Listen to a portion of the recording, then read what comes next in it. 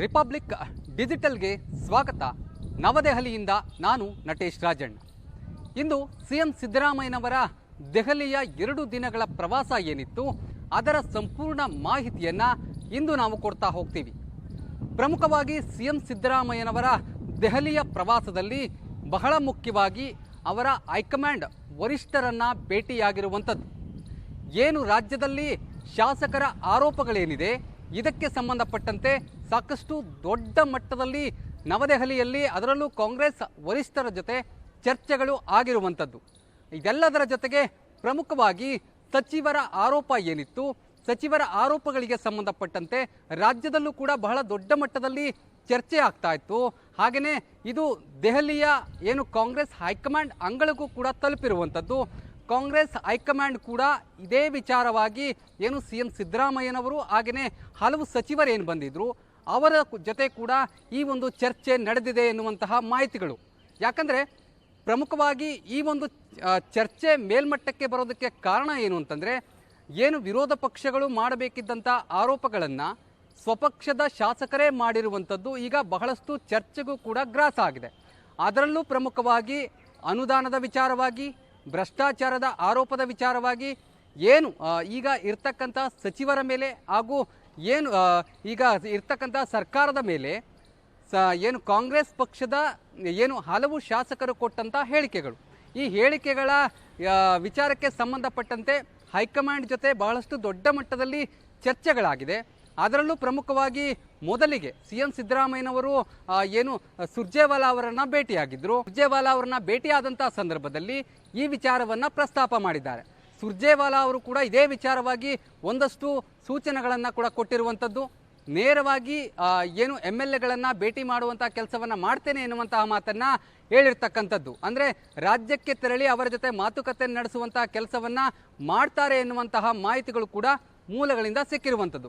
ಇದು ಒಂದು ಕಡೆಯಾದರೆ, ಮತ್ತೊಂದು ಕಡೆ ಮಲ್ಲಿಕಾರ್ಜುನ ಖರ್ಗೆ ಅವರನ್ನು ಕೂಡ ಭೇಟಿ ಮಾಡಿ ಈ ಎಲ್ಲ ವಿಚಾರಗಳನ್ನು ಚರ್ಚೆ ಮಾಡಿದ್ದಾರೆ. ಇಲ್ಲಿ ಆರೋಪ ಮತ್ತು ಪ್ರತ್ಯಾರೋಪ, ಇಲ್ಲಿ ಪ್ರಮುಖವಾಗಿ ಏನು ಶಾಸಕರ ಆರೋಪಗಳೇನಿದೆ ಇದು ನೇರವಾಗಿ ಅಲ್ಲಿನ ಸಚಿವರುಗಳ ಮೇಲೂ ಕೂಡ ಇದೆ, ಹಾಗೆಯೇ ಅಧಿಕಾರಿಗಳ ಮೇಲೂ ಕೂಡ ಇದೆ. ಅಂದರೆ ಸರ್ಕಾರ ನಡೆಸುವಂತಹ ಸಂದರ್ಭದಲ್ಲಿ ಭ್ರಷ್ಟಾಚಾರ ಇರಬಹುದು, ಹಾಗೆಯೇ ಏನು ತಮಗೆ ಸಿಗಬೇಕಾದಂಥ ಅನುದಾನಗಳೇನಿದೆ ಅನುದಾನದ ವಿಚಾರವಾಗೂ ಕೂಡ ಒಂದಷ್ಟು ಆರೋಪಗಳು ಕೂಡ ಕೇಳಿ ಬಂದಿರುವಂಥದ್ದು. ನಾವು MLA ಆಗಿದ್ದು ನಮಗೆ ಅನುದಾನವನ್ನು ಕೊಡ್ತಾ ಇಲ್ಲ ಅನ್ನುವಂತಹ ಹೇಳಿಕೆಯನ್ನು ಬಹಿರಂಗವಾಗಿ ಏನು ಕಾಂಗ್ರೆಸ್ನ MLAಗಳು ಕೊಟ್ಟಿರುವಂಥದ್ದು ಇದು ದೊಡ್ಡ ಮಟ್ಟದಲ್ಲಿ ರಾಜ್ಯ ಹಾಗೂ ಏನು ಕಾಂಗ್ರೆಸ್ನ ದೆಹಲಿಯ ಹೈಕಮಾಂಡ್ ಮಟ್ಟದಲ್ಲೂ ಕೂಡ ಚರ್ಚೆಯಾಗಿದೆ.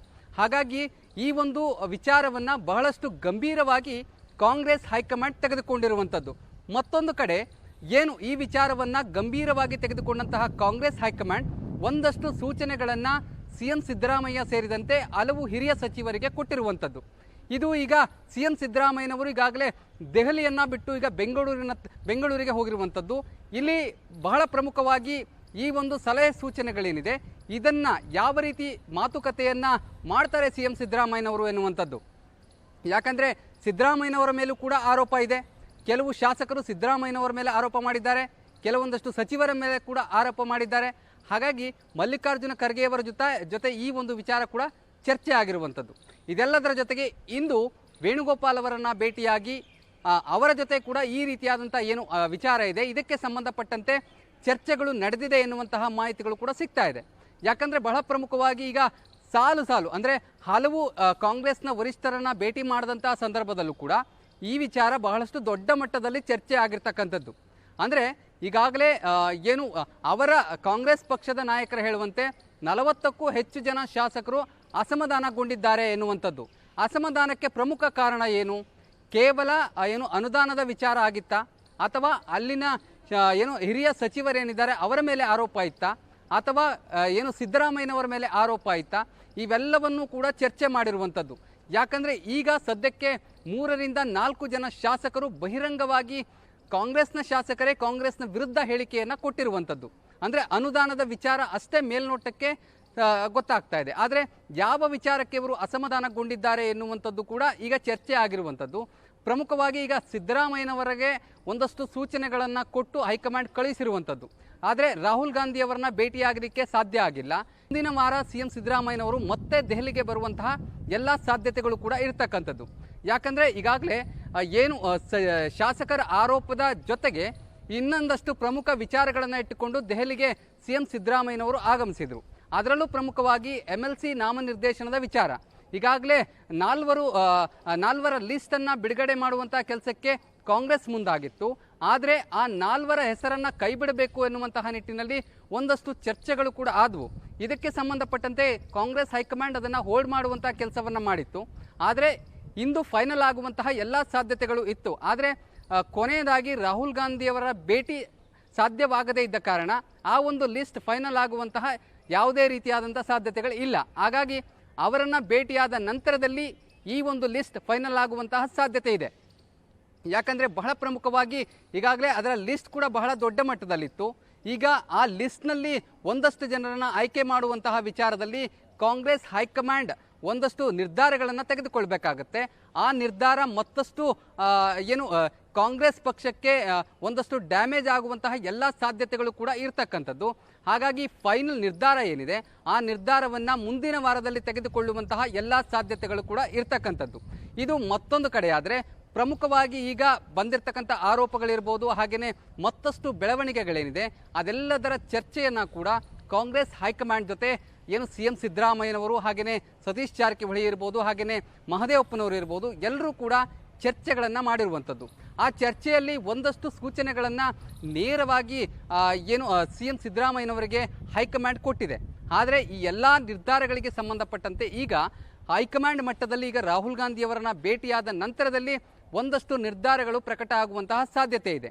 ಇಲ್ಲಿ ಪ್ರಶ್ನೆ ಈಗ ಇರ್ತಕ್ಕಂಥದ್ದು, ಸಿಎಂ ಸಿದ್ದರಾಮಯ್ಯನವರ ಟೀಮ್ ಇಲ್ಲಿ ಆಕ್ಟಿವ್ ಆದಂತಹ ಸಂದರ್ಭದಲ್ಲಿ DK ಶಿವಕುಮಾರ್ ಅವರು ಬರದೇ ಇರತಕ್ಕಂಥದ್ದು ಒಂದಷ್ಟು ಚರ್ಚೆಗಳಿಗೂ ಕೂಡ ಗ್ರಾಸ ಆಗಿರ್ತಕ್ಕಂಥದ್ದು.